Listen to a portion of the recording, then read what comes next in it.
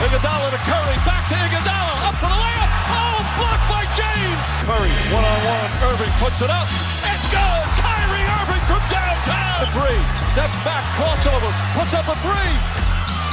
Rebound James. Second. It's over. It's over. Cleveland is a city of champions once again. The Cavaliers are NBA champions. Cleveland! This is for you!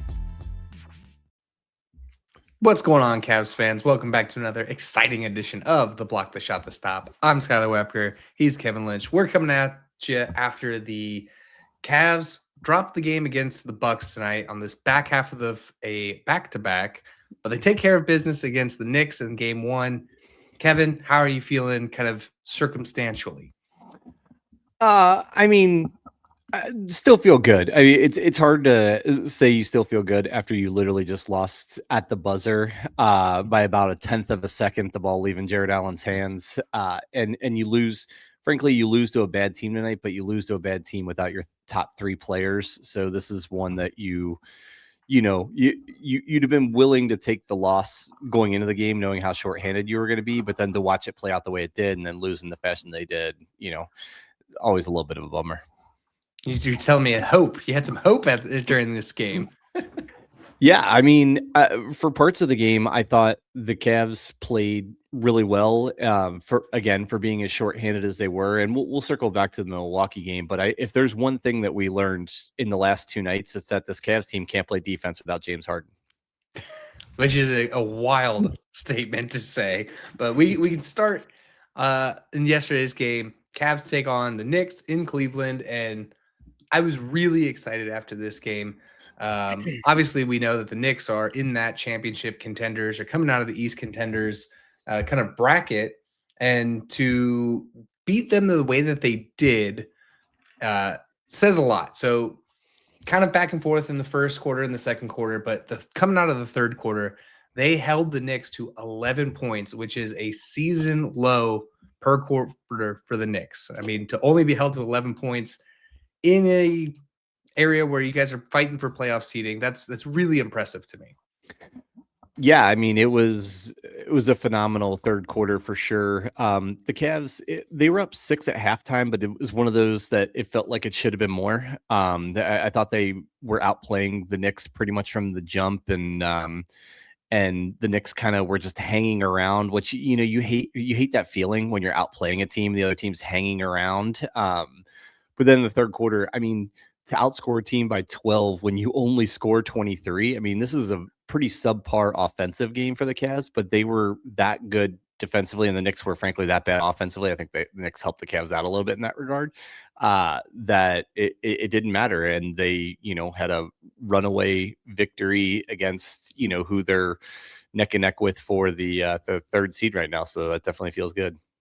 It does feel good. I think Jared Allen said it before the game or in the pregame kind of interviews, saying that the boards are going to be where the game is won that night. They ended up tying the Knicks exactly with 44 boards, but I can't help but be impressed with every Jared Allen game that we've gotten. The post-game interviews were, how do you rank Jared Allen's Black History Month performance? Yeah. And Donovan Mitchell's cracking up. Larry Nance is asking questions. It's all in good fun, but was realistically, he's been amazing. That was the highlight of Larry Nance Jr.'s year with the Cavs, was playing reporter and asking Donovan Mitchell about Black History Month Jared Allen. I mean, in fairness, before another fantastic performance tonight against Milwaukee, which we'll talk about shortly, Jared Allen had the second highest offensive rating in the NBA for the month of February, aka Black History Month. So it's one of those tongue-in-cheek, obviously, joke things, but like, he has been, like, by the numbers, the second most efficient offensive player in the NBA. And as we've talked about in previous episodes, he's always good defensively, but it seems like his defense has ticked up kind of along with his offense to now where he's playing, I'd say a borderline elite defense at the center position. Yeah, I think it all comes down to confidence. I feel like he's way more confident in this Cavs lineup with James Harden, but I would say even since the start of the year, Like he's been way more confident in this Cavs lineup than we've seen in most times. And I think a lot of it goes to the trust that Kenny's now putting in Jared Allen. I mean, granted, tonight, shorthanded, totally understand, but we're seeing a lot of Jared Allen in the closing lineup where we weren't really seeing that in the first part of the year, and we weren't seeing that at all in the playoffs last year. Yeah, and he, until further notice, has to be in the closing lineups. And honestly, if he wants to go to one big, it should be Jared instead of Evan Mobley right now. I mean, Evan is obviously still coming off an injury, which they're managing, which is why he sat out tonight on the back end of a back-to-back. And when Evan's playing, and again, some of it's understandable that, find a rhythm after not playing for a few weeks and kind of trying to reinsert him into this frankly new offense with not only James Harden, but then Dennis Schroeder, like one of those two is on the floor at all times. And so it's understandable Evan's struggling a little bit, but frankly, there's no I would like to see both of them in the closing lineup. I think that's a strength of the Cavs that they need to lean into instead of trying to play matchups with the other team. But if there's times where he wants to go to one big, right now, you can't take Jared Allen off the floor. No, like you said, until proven otherwise, I think it's Jared Allen's spot. And yeah, there's adjustment periods. You have a new point guard. You actually have two new point guards. Yeah. But the Cavs aren't in a spot where they can kind of deal with those in real time. They have to deal with those, in practice and not game situations. Yeah. And Jared deserves all of the praise that we and others are heaping on him right now. He is playing at a whole nother level, but I did want to highlight one other guy off the top that maybe wouldn't be highlighted or overlooked a little bit. Dean Wade was fantastic in this game. Yeah. I put out on social media, he was the Cavs' best player in that first quarter. Like on consecutive possessions, he locked down Jalen Brunson and ended up like knocking the ball off of his knee. The next time down, he's guarding Karl Anthony Towns and gets Karl Anthony Towns to create a turnover. Literally back-to-back possessions, he locked up an all-NBA point guard and then an all-NBA center and caused them to commit a turnover both times. That's how elite and versatile he is defensively. And I think Dean is an incredible player for this team. I do think he's a little bit matchup dependent. Like there's certain teams that he thrives against more than others. And you can see that kind of how his playing time may fluctuate game to game. But in this game and against the Knicks, I think he is an absolutely vital player, given everything he can give you defensively. And then when he's hitting 3 threes and 11 points and then contributing 8 rebounds against a team they typically struggle with rebounding and we're able to draw even on the boards, I think that just highlights how valuable Dean can be to this team, particularly against certain matchups. And I think the Knicks are at the top of that list. For sure. I think we saw it a lot tonight in Milwaukee's game as well. One thing I did want to kind of bring in front of you is with James Harden on this team, one thing I'm surprised that we're not seeing, and maybe it comes to him being a little more passive than normal, is we're not seeing the free throw merchant James Harden that he's been known for. Only one game this year does he have double-digit free throw attempts. Outside of that, it's 6 attempts, 2 attempts, 4 attempts, 2 attempts, and in that New York game, 0 free throw attempts. Yeah, and some people have been highlighting that or saying that the Harden whistle didn't come with him in the trade, and I definitely think there was a couple times against the Knicks that he didn't get a call that he should have, particularly when Jalen Brunson raked him across the arms, and it might have been where he injured his thumb on that fast break. I do think James is not driving the ball quite as much, and especially looking to score. I mean, if you watch the games and you look at the stats, his drives to baskets are down when he's with the Cavs. He's operating a lot out of the pick and roll and like making decisions more from the top of the key than getting to the basket. Not that he doesn't at all, but he's definitely doing it less. And the more pressure you put on the basket, the more fouls you create, right? So I think it's probably a little bit of both. I think he hasn't gotten as friendly a whistle as maybe he's used to since he came to the Cavs. I also think he's driving the ball a little bit less, and that could be a product of just feeling out the offense, trying to set up others. And, I think we're kind of in the too small a sample size to really get too worried about that right now. Yeah, I'm sure a lot of these things will come, and hopefully they come in a benefactor to the Cavs. I mean, right now we don't really have a timetable on James Harden. So as you alluded to, he fractured his non-dominant hand thumb, so his Yeah. right hand thumb. And it's the distal thumb, or what they call, or it's the very tip of the thumb, what they call it, distal phalange, like that he fractured. And they're the medical doctors on social media, but there are a couple like NBA sports guys that I follow that are like, orthopedic surgeons, and they said when they found out what it was, this is the injury, this is the typical timetable, and they said miss about 2 weeks. So it's not a surgical thing, it's more just kind of let it heal so it doesn't get worse. Knowing Harden, he very well may try and just play through it even sooner than that. I wouldn't even be surprised if we saw him this weekend, but especially since it's on his non-dominant hand, as you said. But even if he goes the full kind of average timetable for this, you're talking about missing a handful of games. Yeah, for sure. And, tonight being one of those games, he was kind of a game time decision, ruled out. So I don't know if they're going to keep him game time decision. The Cavs don't like to talk about anybody's medical records, apparently. But we're also missing Donovan Mitchell, who's dealing with a groin injury. That kind of seems more of just load management. Convenience. Yeah. And then, as you said, Evan Mobley, injury management. So tonight, their starting lineup had Dennis Schroeder at the 1, and I saw an interesting stat that Dennis Schroeder, before tonight's game, Dennis Schroeder has more drives to the baskets in his 8 games with Cleveland than Lonzo Ball did all year. I already knew where this was going. Yeah. Before we get to Schroeder, I want to touch on one more thing from the Knicks game, because there was a lot of debate, and we did some of it on this podcast about who the 5th starter should be, with the main candidates being Dean Wade and Jalen Tyson. I did mention that our friends over at Real Cavs Fans wrote an article highlighting not only those two, but Max Strus, if he ever comes back, Keon Ellis, Sam Merrill, all of those could technically be considered. But I think most of us think it would probably come down to Dean Wade and Jalen Tyson, at least until Max Strus proves he's healthy and playing at top level. I was listening to another of our friends, not to keep name dropping, but Bob over at Fear the Fro, I was listening to his latest episode on my Never Ending Drive today, and he was talking about, like, well, what I was already thinking is, and I said it last night on our social medias, is that, like, we debated so much Tyson versus Wade, like, why not just get both of them playing really well and playing about 25 minutes a game, and then it's not really a problem, right? And they both played really well against the Knicks.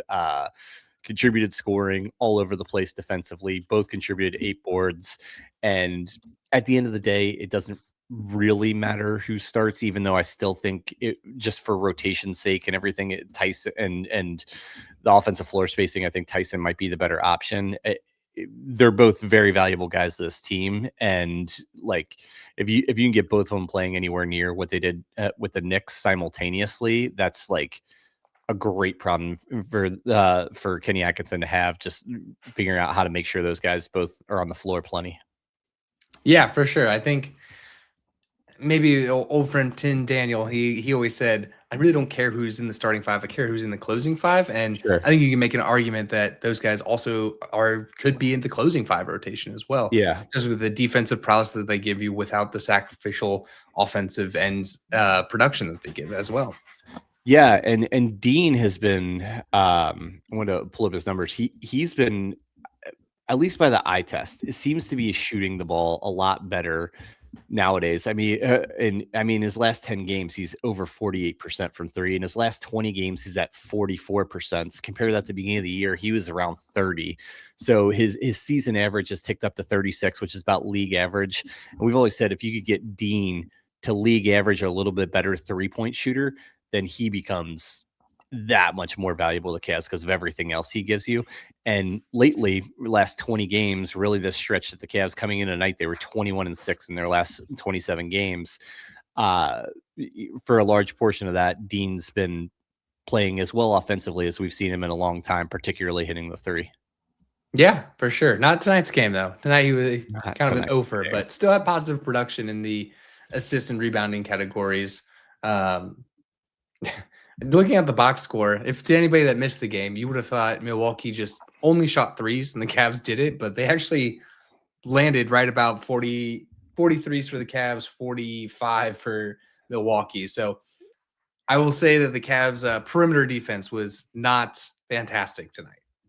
It wasn't. I don't think that's because James Harden wasn't in the lineup as much as I let off the show with that. But like tonight, I actually want to start with the positive tonight. And what I want to start with are like the four guys on the Cavs bench got like DMPs last night. Didn't play in that huge game against the Knicks. I'm talking about Thomas Bryant, Craig Porter Jr., Naquan Tomlin, Larry Nance Jr., and they all had really positive impacts in this game. Even Tomlin and Nance played less than 10 minutes, but like the Cavs didn't really start out that well, and they kind of flipped the momentum of the game both at the end of the first quarter when they started making more substitutions, and then again in the third quarter as the Cavs found themselves down, I think as many as 12 or so in the third quarter, and the game started getting away from them. They went to the bench and they once again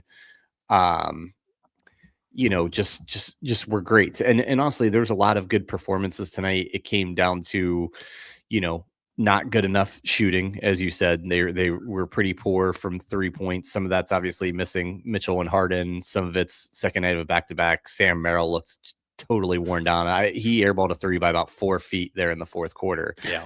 I'm bummed to lose this game because I was pretty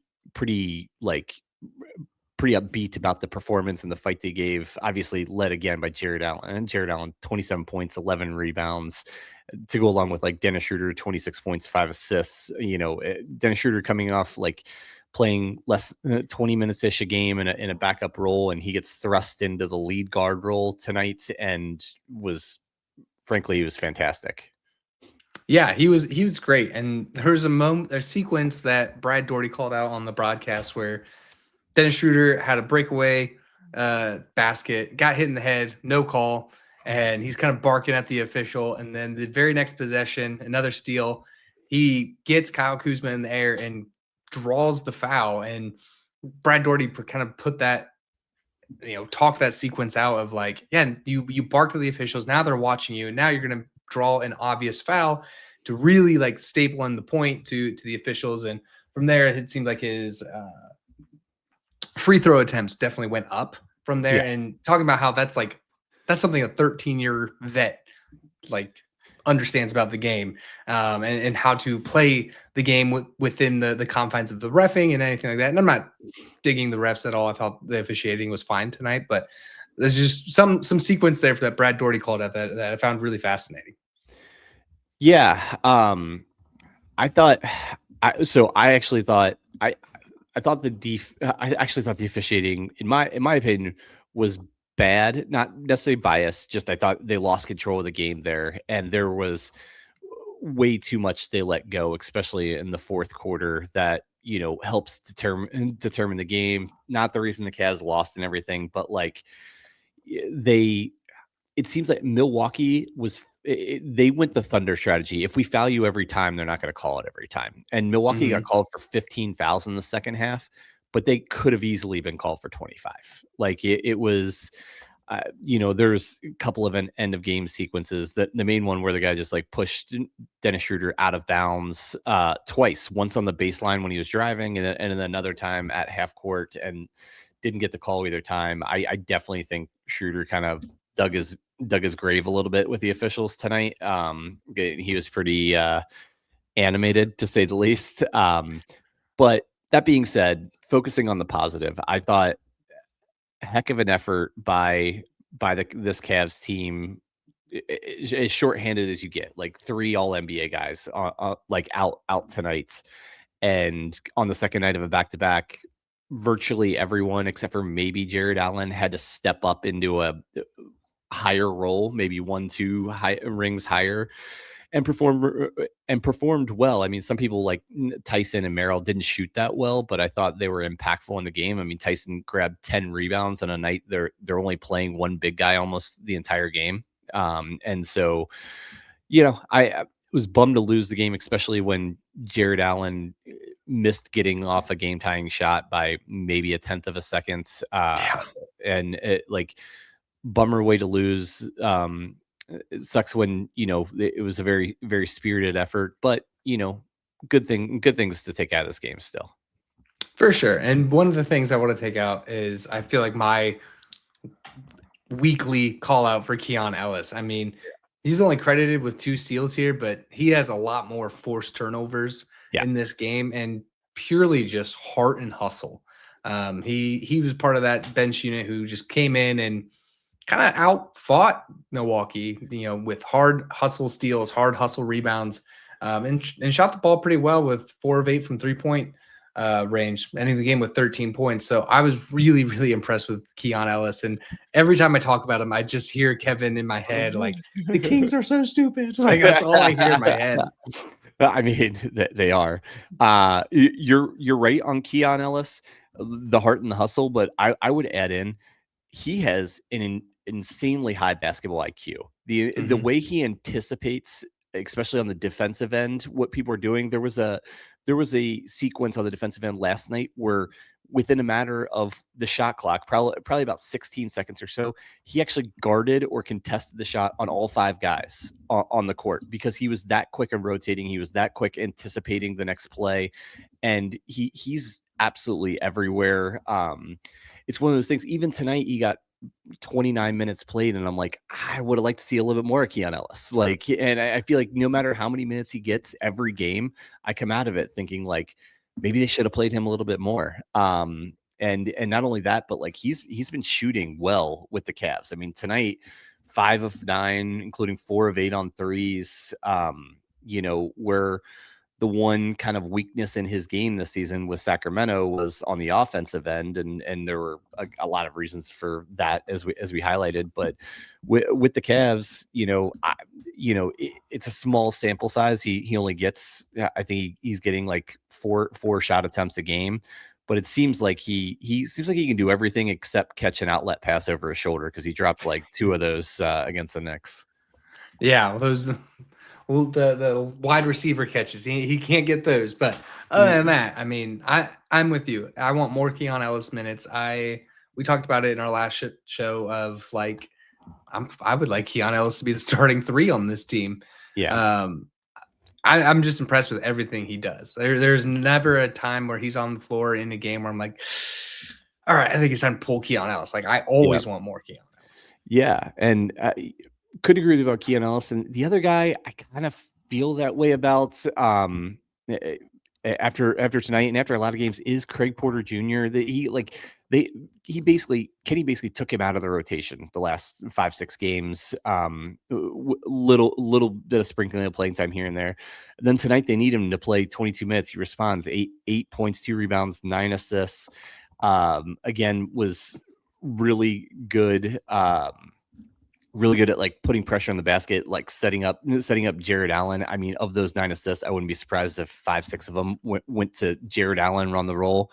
And I thought he was so good and he's so valuable, but unfortunately he's finding himself as the 10th, 11th, 12th guy on this team. And I don't know if there's going to be minutes there for him. I mean, we can't give all of these guys more minutes. There's the finite number of minutes you can give people in a basketball game, but just really impressed in kind of how I started out with Craig being the leader, but the 4 guys that like got DMPs last night to come back and be key contributors in this game and do really well in the role that they're assigned for this game.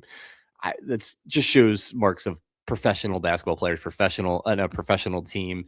And yeah, was really, really feeling good that, if we do have to go into even what is a lot of these guys on our 3rd unit now, I mean, they can still give you solid contributions. I'm curious your thoughts on this, but why is it that we always find Craig Porter Jr. falling out of the rotation? Whether there's been a couple stints with Kenny, but even when it was JB Bickerstaff, there were moments where he would lean on Craig Porter Jr. heavily and then just kind of abandon him from the rotations.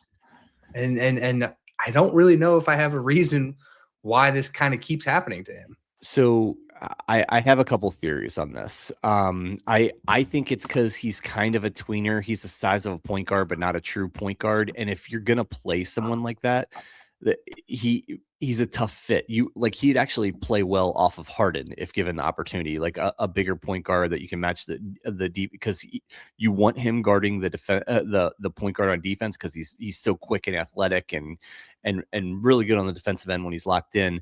But at the same time, he's still he still can't run an offense. In my opinion, like for an extended period of time. I mean, if you watch the different, I mean, obviously James Harden's all-time NBA player, but even a Dennis Schroeder, and watch how he runs an offense and sets everyone up with Craig Porter Jr., who's very good at particular things, but I just don't think he can be the main, engine of a really good offense. And so I think Craig can play a really good role in specific lineups or against specific matchups and everything, but I just don't think he has ever gotten to the point that it's like, I don't care who we're playing, I don't care what the matchups are, this guy's getting 25 minutes a game. I think he's always fallen just short of that.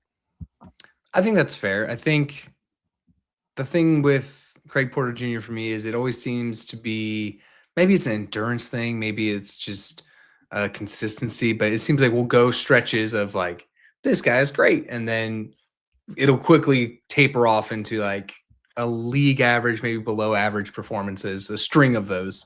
So it could just be maybe an endurance thing or consistency. I don't know what you want to call it. Yeah. He's not the best at protecting the ball either. I will say that. And it's something that Kenny and any coach is really going to value, but like the guys who are handling the ball the most, you want to be the most secure with it. And Craig, well, he compared to almost any human on earth, has an unbelievable handle. He doesn't have as good a handle, as good of like just dribbling ability and keeping a defense off of him as probably a lot of NBA point guards do. And so, I think on the right team and in the right matchup, he could be a super valuable, first, second guard off the bench and play a real good role. And at times that's for the Cavs. But now, I mean, there's so many good guards on this team. He's just going to get squeezed out. I mean, it's hard. I love Craig Porter Jr., but I can't make an argument to play him over Dennis Schroeder or Keon Ellis or Sam Merrill for the most part, and obviously not over Harden or Mitchell. So then that makes them at best the sixth guard in the rotation. And frankly, you're usually not going to play six guards. Yeah, especially as you get into the playoff and your rotations get much, much shorter. Right. Those are all fair points. There's another Cav that I wanted to call out in tonight's performance, though he didn't shoot the ball overly well. It is Jalen Tyson, who 14 points, 10 rebounds, with 3 of those being offensive rebounds, 2 steals.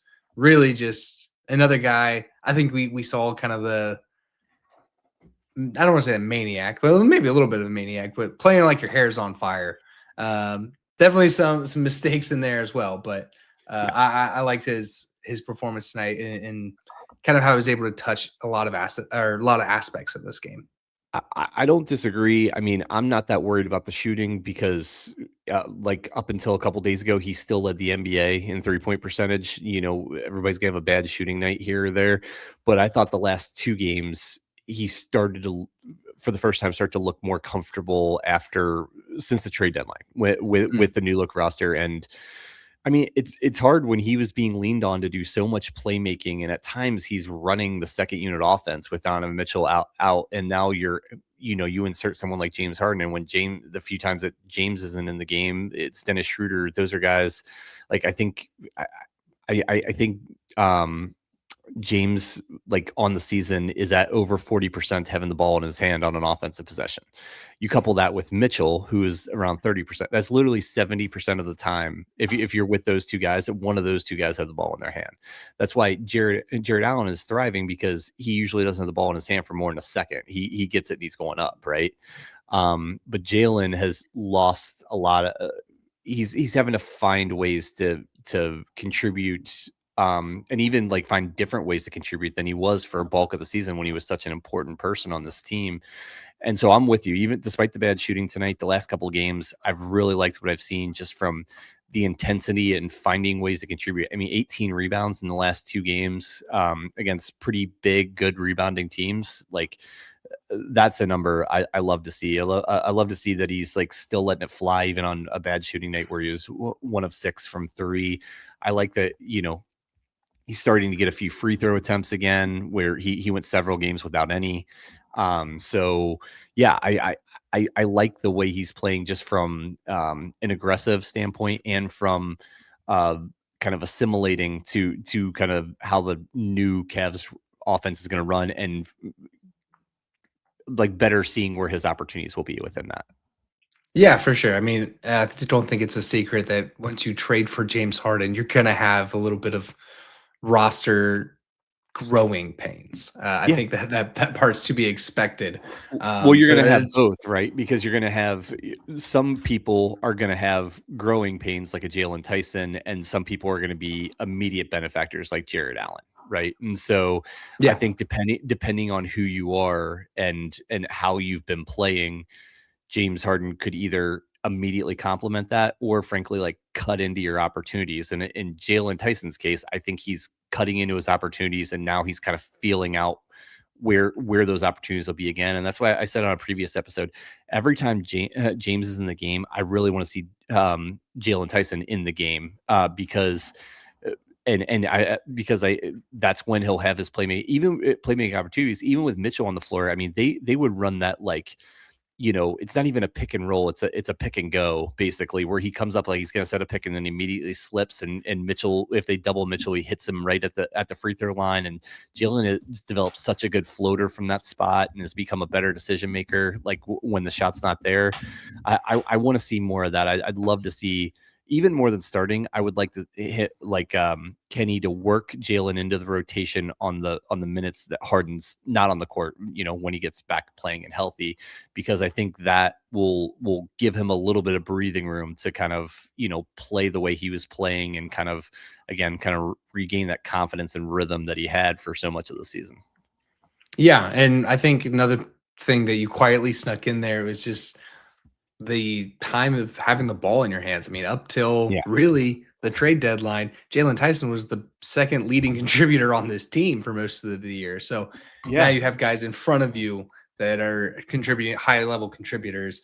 You're just naturally going to get the ball less. Yeah, and when you think about it, the Cavs played the bulk of this year because of Garland's injury without a true point guard in the lineup. I mean, how many times were they starting, Mitchell and Merrill together, and just, as we discussed earlier, Craig Porter Jr. is not exactly a true point guard either. So like you went from one extreme to the other with Harden coming in. So I think it's natural that some guys, particularly a young player that that is so impacted by the Harden transaction and having him come in, is going to be impacted and is going to need a beat or two to kind of figure out how to play within the new system. So I give Jalen credit that he seems to be kind of figuring that out now and finding more ways to contribute. And I love the rebounding. Like he is such a good rebounder for his size and his position. Like that's one thing I keep my eye on with Jalen. If he's getting rebounds, if he's creating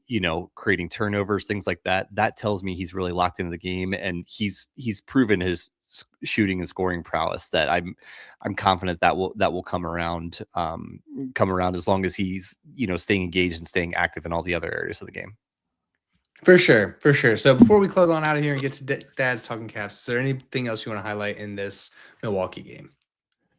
No, not in the Milwaukee game. I did just want to say how excited I am for Friday night. I really want to see him play the Pistons. The Pistons are incredible. I mean, they're the Cavs of last year, where they were For sure. they were a young team building, and then all of a sudden they just exploded on the scene, and they're kind of running away with the Eastern Conference, unfortunately for those of us who have Cavs winning the division bet. And they're so good. I mean, Cade Cunningham's turned himself into probably first team All NBA guy. Jalen Duren's got a good chance to make second or third team All NBA. They're fantastic, and getting to match up with them in Detroit. I'm kind of shocked this isn't a nationally televised game, but I'm really excited. We assume we're gonna have Mitchell and Mobley back, and we'll find out in the next couple of days about Harden. Yeah, I mean, if you get your guys back, definitely makes it a lot more exciting. And it is a nationally televised game. It'll be on ESPN. Oh, it is. Oh, okay. All right, good. Okay. No, good to know. I on my thing it said like FanDuel Sports, which I thought FanDuel Sports could be going away any day now. But If you're a baseball fan, they are. yeah, right. No, that's good. I'm glad it's on ESPN because they're Detroit absolutely deserves to be highlighted in national TV games the way they played this year, and then the Cavs have been one of the top 2 or 3 teams in the league going on 2 months now. So it should be a really fun matchup. Great week of matchups between the Thunder, despite the Thunder guys being out, and then the Knicks game last night. You lose against Milwaukee when you're shorthanded, and it's a bit of a trap game, I guess, between that Knicks and Pistons game. But yeah, really, really excited to see him square off against the Pistons on Friday. For sure. And the Cavs had 6 of their next 9 games will be, I would say, nationally broadcast. I think there's a NBA TV and Prime Video in there as well. So on more than just the local FanDuel channel. So it'll be exciting to see the Cavs take on all of these kind of top end teams as they kind of gear towards the finish here. And like I said, hopefully we get our guys back for at least the Detroit game, and hopefully the Harden thing doesn't take too long because this team looks really good with him on the floor. Yeah, but to be honest, like I'm actually less concerned if they get Mitchell and Mobley back. I have so much faith in Dennis Schroeder being able to hold down the fort for a couple of weeks. If they're better off giving Harden a few games off and making sure that thumb is totally healed, I would rather do that, and because the Cavs are so much more better prepared for missing players, particularly missing a guard or a lead guard like Harden is now than they were a few weeks ago. That's the truth right there. They're definitely better now than they were a few weeks ago. So with that, we'll wrap up out of kind of the game reviews and logs. And we like to close our Wednesday shows with Dad's Talking Cavs. This is your free parenting advice. Your dad wins, your dad losses. Learn from us, or maybe don't learn from us, whatever it is. But Kevin, what do you got for your Dad's Talking Cavs? I wish mine was funnier this week, but my dad advice or dad fail or both. Keep track of your kids' library books because we got one, and honestly, my advice would be only let them take out 3 at a time, because I let my daughter take out 6 or 7 at a time, and now one is lost. Pinkalicious kittens is nowhere to be found. I went and returned the other ones because they're all due, and the librarian said, I can give you an extension on this. I was like, look, man, I think it's gone. Like, what do I have to do to settle up with you here? Can I just buy a new book? Can I make a donation? What do you want to do? She's like, trust me, let me extend you, and then we'll figure it out if you can't find it. So I'm thinking this is going to cost me somewhere in the neighborhood of a steak dinner or a couple of them to replace a $5 book. Yep. So my advice and my fail are the same. Limit the amount of books your kid can take. Take them to the library more often. Take them every week, but only let them take out 3 at a time. That would be my dad advice for the week. Yeah, that's a good one. My son's still a little young, so when we go to the library, we're like, you can't rip the pages. Yeah, don't rip the library books. Sure. I don't know if this is a repeat or not, but it's something that kind of popped up today. Was so we're in the midst of this kitchen remodel, and my son found a paint stick, and just is his favorite toy right now is this paint stick. And outside of that, we had we're on like the subscription for dog food or whatever. So we have this huge box that the dog food thing comes in because they can't just ship it in the bag for some reason. Right. And so he's just in this box playing, pretending with this paint stick. And I'm like, why do we have any toys? Like this should be enough. And it entertained him for hours. Like just those little things, like a box and a stick will entertain your children way more than any toy you're going to pick up at Target.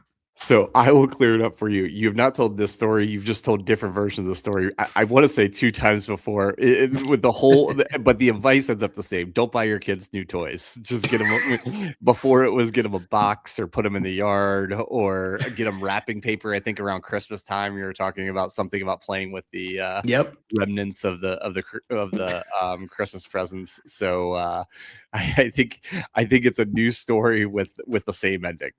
Maybe I just keep coming to like, oh, we've been locked up for a while because of the weather and anything.